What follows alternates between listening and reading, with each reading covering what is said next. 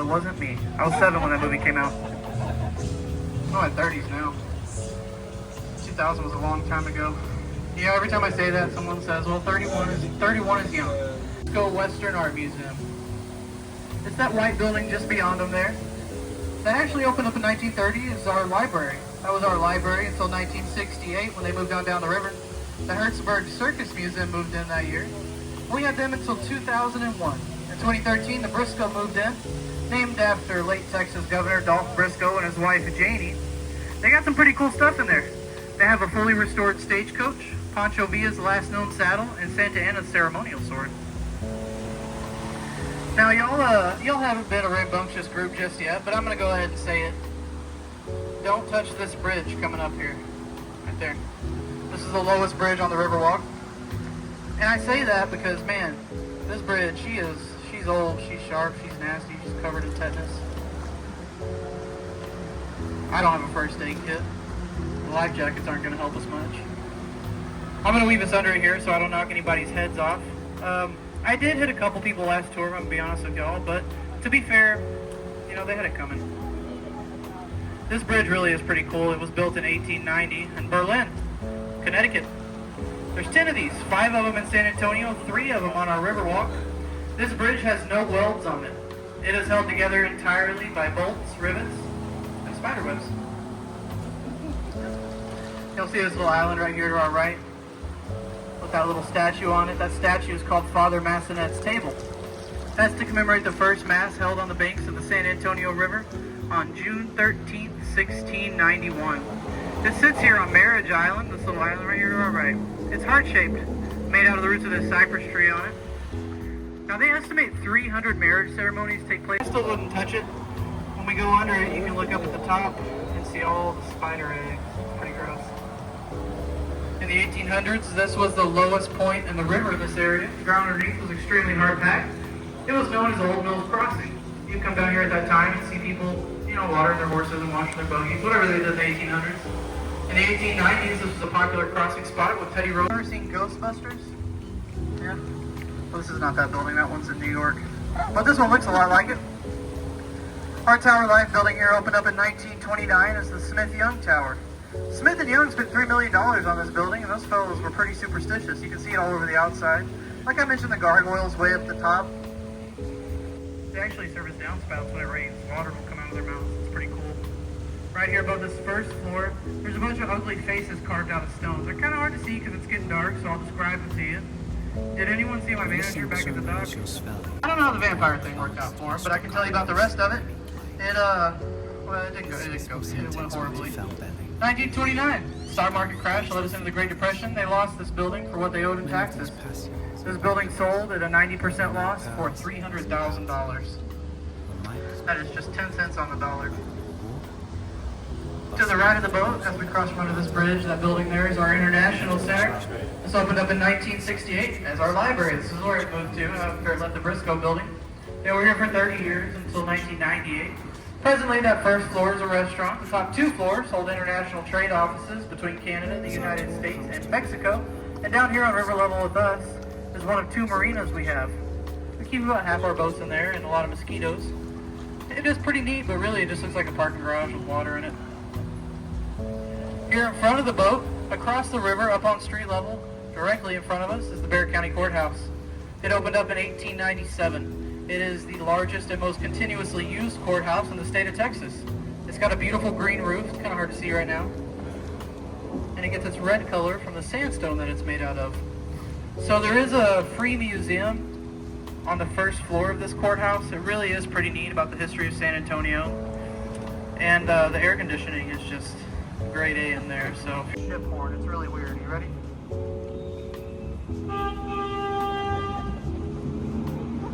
That was just me. We're moving over floodgate 4 here. It's underneath, kind of up there. Covered in those padlocks.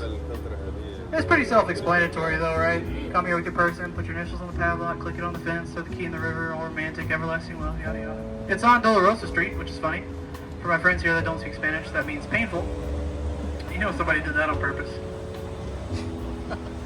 High to the left of the boat, there's a red building right here, just right above the sidewalk. You'll see that red building. There's a Mexican restaurant. Right next to that is an Indian restaurant. That Indian restaurant has a sticker that says, "We sell locks." And it's right next to the courthouse wedding chapel. Right there. So you can come and get lunch, get your lock, get married, all in one go. It's called efficiency. Now I'm going to tell you all a little story. In 1921, 6 miles north of us, we had a big old rainstorm. Like 12 inches of rain kind of rainstorm. What that meant for down here was some pretty catastrophic flooding. The water was actually 9 feet above street level. That's 25 feet above where we're at here on the water. We lost 51 lives that we know of. It caused millions of dollars worth of damage to the city. So for the next 3 years, the Army Corps of Engineers did some study. They found that they wanted to put this flood channel right here. It's not very long. It just goes from the gate we came out of back there to the one we're going to go in. You'll see up here. These two women, Emily Edwards and Rita Maverick Green, opposed the plans simply because it would cause the demolition of the 1859 market house that stood where this flood channel needed to go. Obviously, they lost that battle because we're on the flood channel right now, but out of it, we got the San Antonio Conservation Society. They've helped us preserve buildings down here, like this one on the right, the Drury Plaza. This opened up in 1929 as our Alamo National Bank. The interior was done in this really cool Art Deco style. Drury kept it original. It's worth poking your head in the lobby and checking it out. They built a sidewalk for us in 2007, and this footbridge above us connects us to our main plaza here on the left. If you look up the steps here as we go by, across the main plaza, you can catch the glimpse of a white church. It should have yellow lights on. If it doesn't, I'll tell you why they don't in a second. That church is the San Fernando Cathedral. It is dark right now. Okay. So that's the San Fernando Cathedral. That was built by 16 families divided over from the Spanish Canary Islands by King Philip V of Spain. They started construction on it in 1731. It took over 25 years to build it. It is still a fully functional church. It is open to the public. Inside of it, they have the ashes of several of the defenders of the Alamo. And every night, except for Mondays at 9 and 9:30 p.m., which is why we're not seeing it with the lights on, they have a laser light show on the front of it. It's called the Saga. It's about a half hour long. It's free to show up and watch it. It's all about the history of San Antonio and the surrounding area. It's pretty cool. Here in front of us, that big old tall tree with the lights mounted on it, that's the tallest and oldest tree on the Riverwalk. It's a twin trunk bald cypress. Stands 90 feet tall, estimated to be around 300 years old. We call that our Ben Milam tree. That's because in 1835, the year before the Battle of the Alamo, Colonel Ben Milam came to San Antonio. There was a lot of fighting here going on at that time. Legend has it, he was across the river about 100 yards back when a Mexican sniper sitting up in this tree caught him in the head with a rifle ball and killed him instantly. So now into something a little more cheery. Y'all remember Floodgate 4? At exactly whatever time it is right now. I gotta get a watch, we just missed it. Here to the front left of the boat, this beautiful white building is our CPS building. CPS stands for City Public Services. It's who we pay our water and light bills to here in San Antonio. This building opened up in 1921, 2 weeks before that flood happened. If you look on the first floor, remember we're down here on basement level. If you look on the first floor there, you see all those chandeliers hanging up inside with the lights cut on. That's where the water reached during that flood. Here to our right is our Esquire Tavern. This is the oldest bar on the Riverwalk. It opened up in 1933 to celebrate the end of Prohibition. Before that, it was a quote-unquote barbershop. Until the second Prohibition was lifted, then it was a fully stocked bar ready to go. They have the longest wooden bar top in the state of Texas at 100 feet long. And the manager told me a couple months ago, they fit just under 6,000 bottles of beer on that bar top. They actually tried it out. Here to our right is the newest bar on the Riverwalk. I don't really have anything to say about them except they're next to the oldest one, and that's pretty cool. You'll see that orange boat docked right in front of us.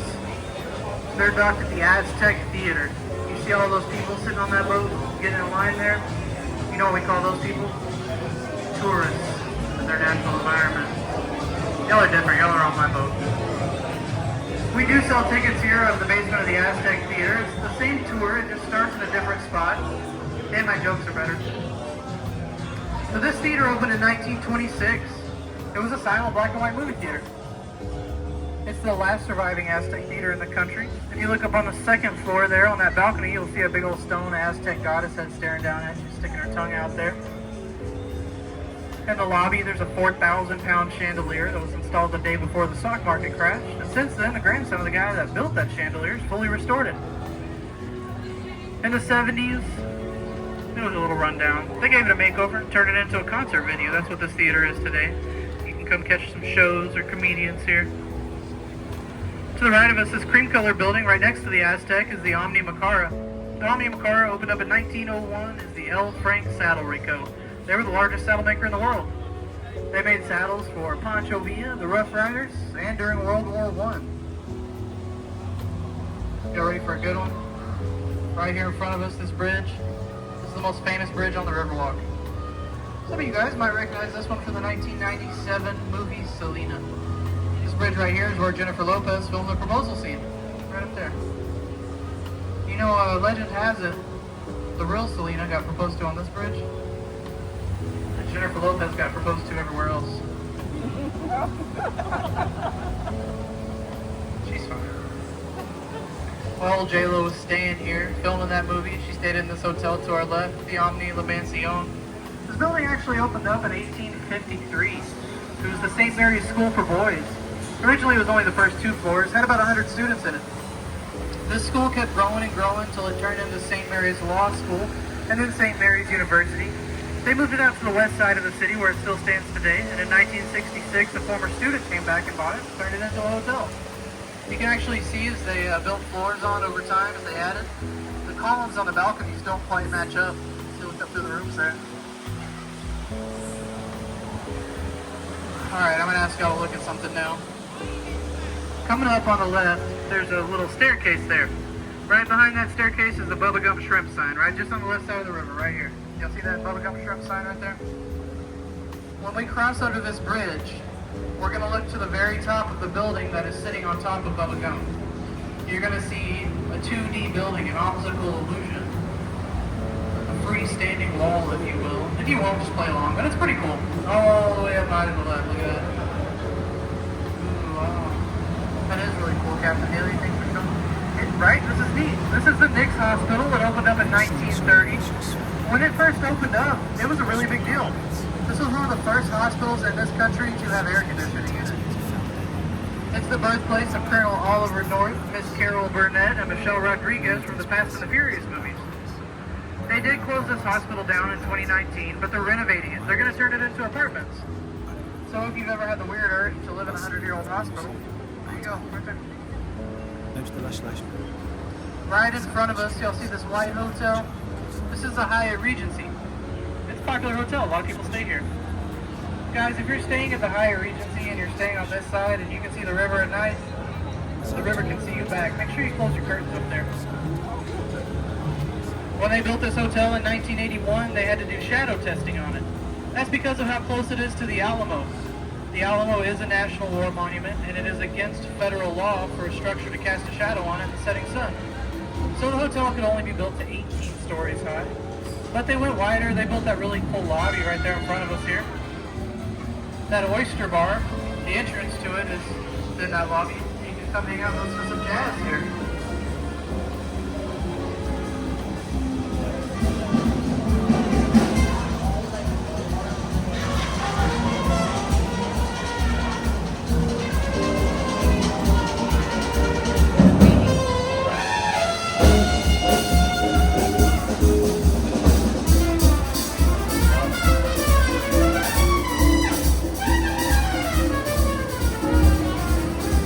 This red building is our casino club building. This opened up in 1927, but it's never been a casino, guys. We don't do that here in Texas. The closest thing we got to that is bingo. When this opened up in 1927, it was a clubhouse for a philanthropic businessman society group that called themselves the Casino Club. That's it. Presently, the first 2 floors are that steakhouse. Everything on top are apartments. Someone told me it's like $1,700 a month for 850 square feet there, and there's a 5-year waiting list to get in. But once you do get in, you get to live across the river from that little CVS right there, and I guess that's pretty neat. Yep, they don't even have a pharmacy in there, in case y'all didn't know. Just like we do today. Now, the Great Depression slowed the construction down a little bit, but in 1941, our Riverwalk opened up. It There was a little less than 2 miles of sidewalk, cost us $430,000. Presently, our Riverwalk is about 14 miles long, passes all the way through the city and goes past the other 4 missions. When this Riverwalk opened up, nobody wanted anything to do with it. Because of the big old flood that happened 20 years earlier I told y'all about. Well, to show people that a river was going to be safe with the new infrastructure, Mr. Hugman, the architect, put his office down here on river level. You can see that to the right of the boat here, behind those Texas flag umbrellas. They still got his name on the balcony there, R.H.H. Hugman, architect. There's a bust of him right there by the steps. Mr. Hugman, not very huggable, he ain't got no arms there. Eventually his plan worked. In 1946, 5 years later, another business joined him. That business is Casa Rio, coming up here on the right behind those umbrellas. They're still owned by the same family that opened them up in 1946, but what's cool about this restaurant is where it's built. It's built on a land grant given in 1777 by the King of Spain. There was a Spanish colonial estate built on this land grant, and when they built this restaurant, they integrated pieces of that little old house into this building. So if you go eat here and you go towards the back where the restrooms are, those rock walls, the fireplace, and those real heavy cedar doors, those are actually original to that Spanish colonial house there. So, do I have any locals on my boat? Anybody live here? So y'all know if I'm lying or... Alright. Yeah, I was gonna say, y'all can Google all of this later if you remember any of it. Alright, well now that I know what I'm working with, a lot of people like to tell me that this is a man-made river. To those people, I say, kinda, yeah, a little bit. The flood channel, where we saw Lovelock Bridge, that's man-made. And this part we're turning into is man-made. This is our man-made river extension, dug for the 1968 World's Fair hosted here in San Antonio. Everything outside of the flood channel and the man-made extension is the natural course of this river and has been since before we ever showed up. This river actually starts 6 miles north of us and flows 240 miles in total all the way down to the Gulf Coast. This part of the river on here is the only part we're going to see today that has a concrete bottom. It's on average 4 to 5 feet deep. You know, San Antonio's got a lot of artwork. We see some of it here together at night. We got a lot of murals though. A good example of one of the murals is coming up here on the left side of the boat. Right there by the Chamber of Commerce, those big old butterfly wings right there. That one's kind of interactive. You can actually stand in front of it and have your picture made, become a beautiful butterfly. Unless you're a little kid. Now if you're a little kid and you stand in front of it, you kind of end up looking like Dumbo with big old elephant ears, you know?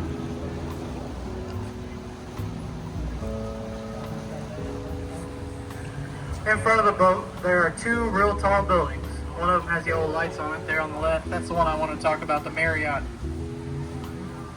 Now, in the spot where the Marriott's at, in 1906, the Fairmont Hotel opened its doors. 4-story hotel, not real big. By the 1980s, it was kind of abandoned. Marriott wanted to put that behemoth there, but they couldn't tear down the Fairmont because it was historic. So what did they do? Well, obviously they moved it. They jacked up this 1,600-ton building, put it on 36 dollies, and they winched it.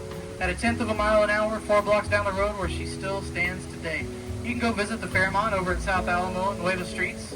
If you don't want to take the trek over there to go visit the building, that's okay. There's a video on YouTube. If you look up Fairmont Hotel Move San Antonio, it's 17 minutes long, but guys, it's so interesting, it really feels like about 16.